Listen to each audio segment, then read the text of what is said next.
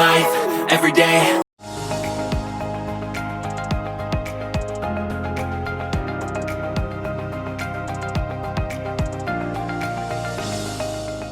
प्यारे बच्चों नमस्कार। कैसे हैं आप? मुझे आशा है कि आप सब अपने परिवार सहित स्वस्थ और प्रसन्न होंगे। आप घर पर ही रहकर नाच रहे होंगे, गा रहे होंगे, ढेर सारी मस्ती कर रहे होंगे, लेकिन मुझे आशा है कि आप पढ़ भी रहे होंगे। आपकी पढ़ाई में सहायता करने के लिए आज हम इस कार्यक्रम में आपकी कक्षा 10 की इतिहास की पाठ्यपुस्तक के पहले पाठ यूरोप में राष्ट्रवाद का उदय पर चर्चा करेंगे। तो आइए शुरू करते हैं अपनी चर्चा। यूरोप में राष्ट्रवाद का विकास अनेक कारणों से और विभिन्न चरणों में हुआ। प्रत्येक चरण में राष्ट्रवाद का रूप बदलता रहा। हम इस अध्याय में राष्ट्रवाद के विकास के विभिन्न चरणों में इसके बदलते रूपों का अध्ययन करेंगे।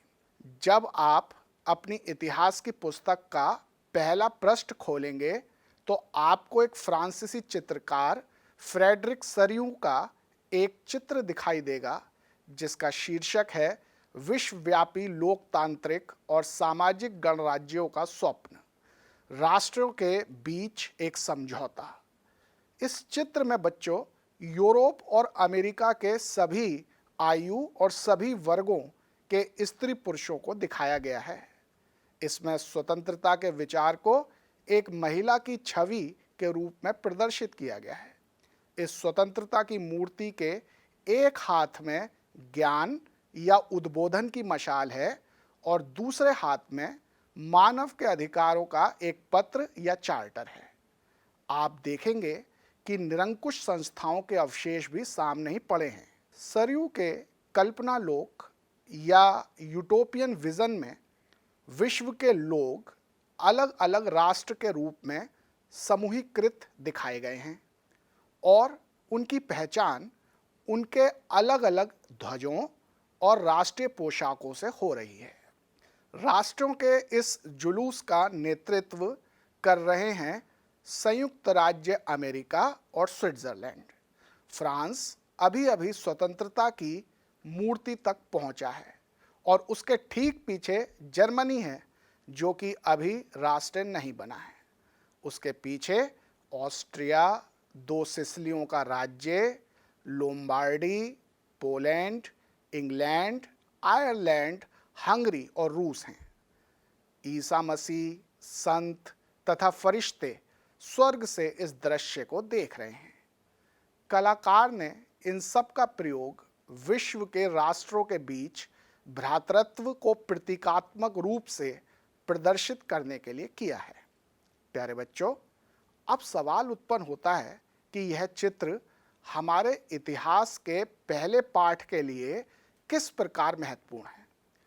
हमारी कक्षा 10 की इतिहास की पुस्तक का यह पहला पाठ सरयू द्वारा सोचे गए बहुत से मुद्दों पर विचार करता है। 19वीं शताब्दी के दौरान राष्ट्रवाद एक ऐसी शक्ति के रूप में उभरा जिसने यूरोप के राजनीतिक और मानसिक जगत में बहुत अधिक परिवर्तन ला दिया। इन सभी परिवर्तनों का अंतिम परिणाम यह हुआ कि यूरोप में बहुराष्ट्रीय वंशानुगत साम्राज्यों के स्थान पर राष्ट्र राज्यों का उदय हुआ। एक आधुनिक राज्य की अवधारणा और विचार यूरोप में एक लंबे समय से ही विकसित हो रही थी। आधुनिक राज्य की अवधारणा के अंतर्गत एक केंद्रीकृत शक्ति एक स्पष्ट रूप से परिभाषित भूक्षेत्र पर संप्रभु नियंत्रण का प्रयोग करती है। राष्ट्र के संबंध में यह विचार 1648 की वेस्टफेलिया की संधि से उत्पन्न हुआ था। लेकिन एक राष्ट्र राज्य एक ऐसा राज्य है जिसमें न केवल इसके शासक अपितु इसके अधिकांश नागरिकों में एक समान पहचान तथा एक साझे इतिहास की भावना विकसित होती है। यह एक समानता सदा से उपस्थित नहीं रही है, अपितु यह संघर्षों से उत्पन्न हुई है, नेताओं तथा साधारण लोगों के कार्यों से उत्पन्न हुई है। फ्रेडरिक सरियू के चित्र और उसके महत्व को समझने के बाद अब बच्चों हम कुछ महत्वपूर्ण शब्दों के अर्थ समझते हैं। इन शब्दों का इस पाठ में बहुत बार प्रयोग होगा, इसलिए इनका अर्थ समझना बहुत आवश्यक है। तो सबसे पहला शब्द है बच्चों जनमत संग्रह, जिसे अंग्रेजी में प्लेबिससाइट कहते हैं। इसका अर्थ होता है किसी मुद्दे पर जनता की राय जानना। दूसरा शब्द है निरंकुशतावादी यानी एब्सोल्यूटिस्ट। यह ऐसा व्यक्ति या संस्था होती है जिसकी शक्ति पर कोई सीमा या रोक नहीं होती और जो लोगों की राय की परवाह किए बगैर ही मनमाने ढंग से कार्य करता है। तीसरा शब्द है बच्चों राष्ट्र यानी नेशन। फ्रांस के दार्शनिक अर्नेस्ट रेनन ने इसकी परिभाषा दी है। उनके अनुसार राष्ट्र समान भाषा, समान धर्म आदि के आधार पर परिभाषित नहीं होता है। एक राष्ट्र प्रयत्नों, बलिदानों तथा समर्पण के एक लंबे इतिहास की पूर्णाहुति होता है। एक राष्ट्र बनने के लिए अतीत का सामान्य गौरव, वर्तमान में एक साथ मिलकर महान कार्य करने की इच्छा या संकल्प, भविष्य में इसी प्रकार और अधिक महान कार्य करने की इच्छा और संकल्प, यही सब बातें एक राष्ट्र के निर्माण के लिए आवश्यक हैं। अगला शब्द है बच्चों कल्पना आदर्श यानी यूटोपिया। यह एक ऐसा विचार है जिसमें आदर्श या अच्छी बातें इतनी अधिक होती हैं कि इसका वास्तविक रूप से साकार होना लगभग असंभव होता है। अगला शब्द है बच्चों राष्ट्र राज्य यानी के नेशन स्टेट। यह एक ऐसा राज्य है जिसके अधिकांश नागरिक निर्जातीयता, भाषा, संस्कृति या धर्म के आधार पर एक समान होते हैं। जैसे फ्रांस में अधिकांश नागरिक फ्रेंच नस्ल के हैं और फ्रेंच भाषा बोलते हैं। अगला शब्द है बच्चों बहुराष्ट्रीय वंशानुगत साम्राज्य यानी के मल्टीनेशनल डायनेस्टिक एम्पायर्स। यह ऐसे राज्य होते हैं जिनमें रहने वाले नागरिक अलग अलग नस्लों, धर्मों के होते हैं और अलग अलग भाषाएं बोलते हैं।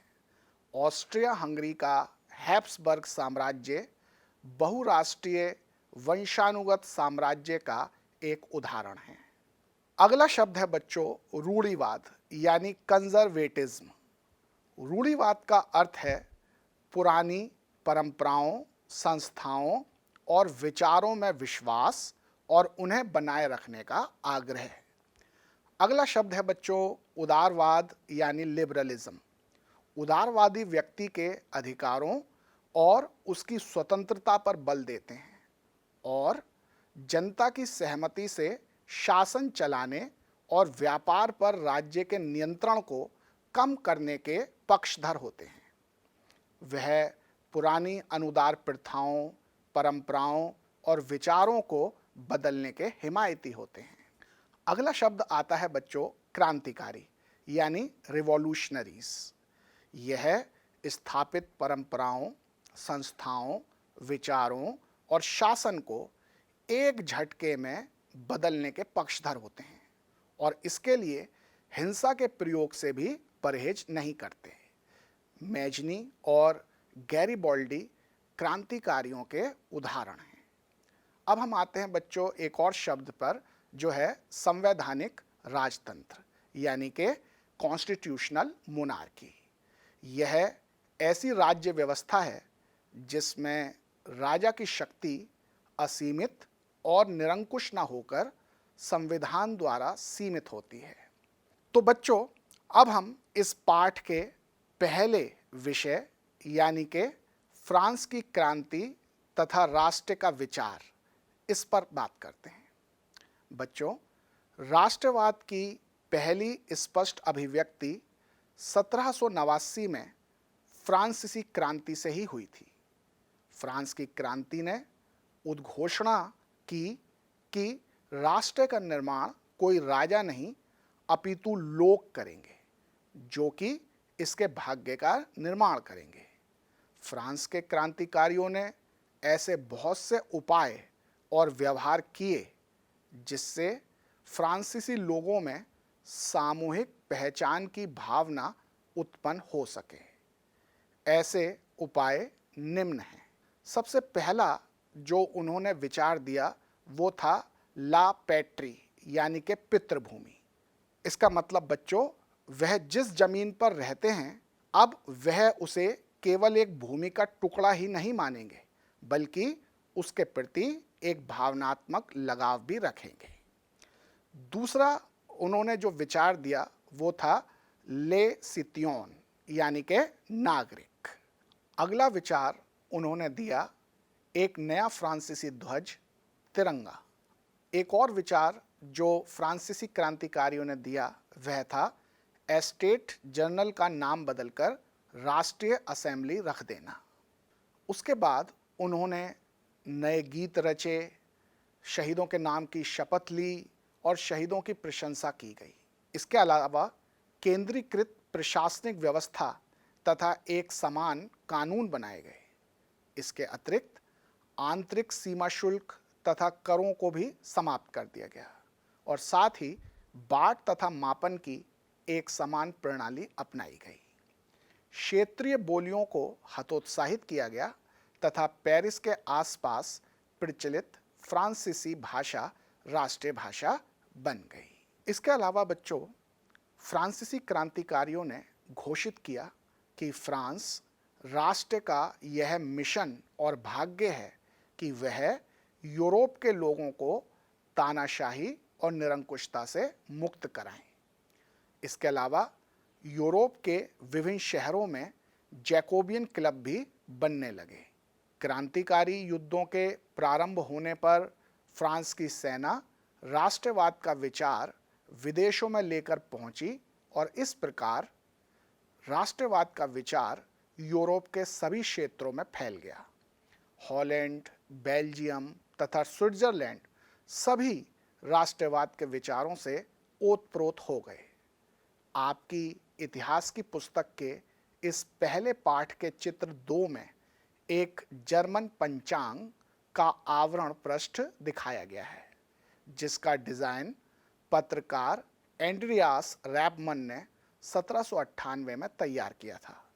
इस चित्र में क्रांतिकारी भीड़ द्वारा फ्रांस में स्थित बेस्तिल के किले को तोड़ने की छवि को जर्मनी के एक प्रांत कस्सेल में तानाशाही के प्रतीक इसी प्रकार के किले की छवि के साथ दिखाया गया है।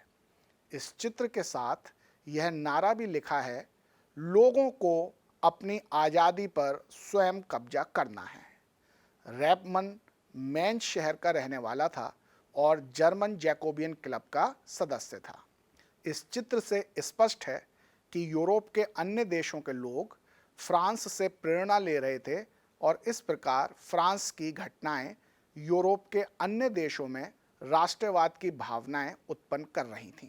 प्यारे बच्चों, यहाँ हमें यूरोप में राष्ट्रवाद के विकास में नेपोलियन की भूमिका पर भी विचार करना आवश्यक है। नेपोलियन ने 1804 में सिविल कोड लागू किया, जिसे नेपोलियन कोड भी कहते हैं। उसने जन्म पर आधारित विशेषाधिकार समाप्त कर दिए। नेपोलियन कोड ने कानून के समक्ष समानता की अवधारणा लागू की। उसने प्रशासनिक विभाजनों का सरलीकरण किया, सामंतवादी व्यवस्था को समाप्त किया तथा किसानों को कृषि दासता तथा सामंती करों से मुक्त कराया। शहरों में श्रेणी प्रतिबंधों को समाप्त किया गया, संचार और परिवहन के साधनों को उन्नत किया गया। अतः व्यापारियों और छोटे उत्पादकों को एक राष्ट्र के रूप में संगठित होने का महत्व महसूस होने लगा। लेकिन शीघ्र ही यूरोप के लोगों का फ्रांस के ऊंचे ऊंचे दावों से मोहभंग हो गया तथा फ्रांस के लोगों के प्रति विरोध की भावना पैदा होने लगी। हॉलैंड, स्विट्जरलैंड, वार्सा तथा मिलान इत्यादि में फ्रांस के प्रभुत्व का विरोध होने लगा और इसके परिणाम स्वरूप इन देशों में राष्ट्रवाद की भावना विकसित होने लगी। आपकी पुस्तक का चित्र 4 जर्मन चित्रकार कार्ल कैस्पर फ्रिट्ज द्वारा बनाया गया है। इसमें फ्रांसीसी सेनाओं पर व्यंग किया गया है कि एक ओर तो वह दावा करते हैं कि वह मुक्तिदाता हैं क्योंकि वह जिस क्षेत्र में जाते हैं वहाँ से तानाशाही वाले राजतंत्र को हटा देते हैं, लेकिन वास्तव में फ्रांस के सैनिक अपने नियंत्रण वाले क्षेत्रों में स्वयं ही अत्याचार करते हैं। इस प्रकार यूरोप के अन्य देशों के लोगों के मन में फ्रांस के विरुद्ध उत्पन्न होने वाले रोष के कारण भी इन देशों में राष्ट्रवाद की भावना मजबूत होने लगी। बच्चों, अब हम बात करते हैं अगले विषय की, जिसका नाम है यूरोप में राष्ट्रवाद का निर्माण। प्यारे बच्चों, 18वीं सदी के मध्य में यूरोप में कोई राष्ट्र राज्य नहीं था। जर्मनी, इटली, स्विट्जरलैंड जैसे क्षेत्र राज्यों, डची और कैंटोन में विभाजित थे। 1648 की वेस्टफेलिया की संधि से आधुनिक राष्ट्र का निर्माण हुआ था, लेकिन उन राष्ट्रों की पहचान उनके शासक से होती थी, ना कि वहाँ के निवासियों या जनता से। यूरोप में राष्ट्रवाद का विकास कैसे हुआ, यह समझने के लिए जरा हम 18वीं सदी के यूरोप पर एक नज़र डालते हैं। पूर्वी और मध्य यूरोप पर निरंकुश शासकों का शासन था, जिनके क्षेत्र में विविध नस्लों, धर्मों और संस्कृतियों के लोग रहते थे जो विविध भाषाएं बोलते थे। उनमें एक सामूहिक पहचान या एक साझी संस्कृति को वहन करने का भाव नहीं था। वे अपने को एक राष्ट्र नहीं मानते थे।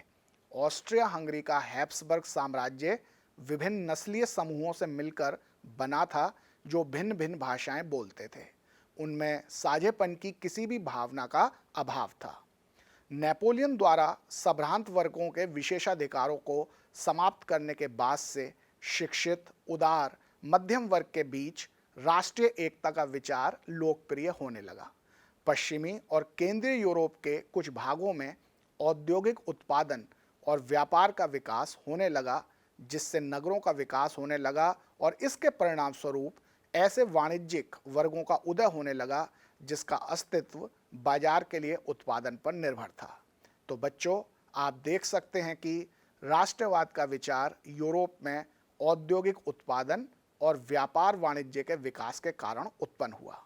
बच्चों, अब हम बात करते हैं उदार राष्ट्रवाद की। उदारवाद का अर्थ अलग अलग संदर्भों में भिन्न भिन्न होता है। नए मध्यम वर्ग के लिए उदारवाद का अर्थ था व्यक्ति के लिए स्वतंत्रता तथा कानून के समक्ष सभी की समानता। राजनीतिक अर्थों में उदारवाद का अर्थ था जनता की सहमति से सरकार बनना एवं निरंकुशता तथा चर्च के विशेषाधिकारों की समाप्ति। आर्थिक दृष्टि से उदारवाद का अर्थ था बाजार की स्वतंत्रता तथा वस्तुओं एवं पूंजी के आवागमन पर सरकार द्वारा आरोपित प्रतिबंधों की समाप्ति, साथ ही निजी संपत्ति के अधिकार को मान्यता एवं सुरक्षा मिलना। आर्थिक राष्ट्रवाद की लहर ने उस समय यूरोप में प्रचलित व्यापक राष्ट्रवादी भावनाओं को और अधिक मजबूत किया। जॉल्वेरियन का गठन किया गया।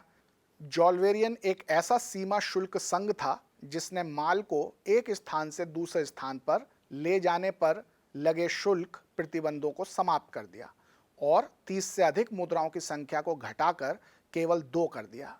रेलवे के नेटवर्क के निर्माण से लोगों और माल का आना जाना और तीव्र तथा अधिक होने लगा, जिससे आर्थिक हितों में और अधिक गहरा जुड़ाव आया, जिससे राष्ट्रीय एकीकरण की प्रक्रिया मजबूत होने लगी। यहीं से यूरोप में राष्ट्रवाद का विचार पनपने लगा। तो प्यारे बच्चों, आपने देखा कि यूरोप में राष्ट्रवाद के विकास के इस चरण में यह फ्रांस की क्रांति की उदात्त भावनाओं, नेपोलियन के कार्यों के सकारात्मक और नकारात्मक प्रभावों, लोकतंत्र, गणराज्य, उदारवाद और सबसे अधिक आर्थिक कारणों या आर्थिक राष्ट्रवाद से प्रभावित रहा। यह व्यक्ति की स्वतंत्रता और उसकी आर्थिक समृद्धि के विचार पर आधारित रहा। इस चरण में राष्ट्रवाद व्यक्ति को एक बेहतर जीवन का सपना दिखाता था। तो प्यारे बच्चों, इसके साथ ही हम आज की चर्चा समाप्त करते हैं। स्वस्थ रहिए, प्रसन्न रहिए और अच्छी तरह से पढ़ाई भी करते रहिए। तो अब हम मिलेंगे अगले अंक में। तब तक के लिए नमस्कार।